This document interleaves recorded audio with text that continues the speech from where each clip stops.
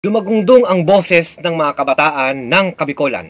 Setyembre 13, 2025. Sa lungsod po ng Legazpi, isinagawa ang kilos protesta sa loob po mismo ng Bicol University, kaisa ang iba't ibang mga organisasyon sa pangunguna po ng school organizations at ng Kabataan Party List.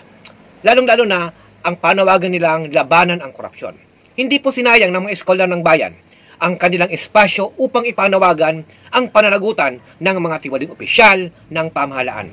Sa lungsod naman po ng Naga, isinagawa ang kilos protesta sa Plaza Rizal kahapon din at panawagan po nitong papanagutin ang lahat ng mga sangkot na mga korap at mga opisyalis ng pamahalaan. Inorganisa po ito ng iba't ibang mga grupo ng kabataan, College Editors Guild of the Philippines, Jóvenes Anak Bayan, Kabataan Party List, SCMP at iba pang mass organization.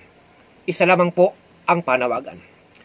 Papanagutin ang lahat ng korap. Ikulong ang lahat ng korap. Mabuhay ang mga kabataan ng Kabikolan.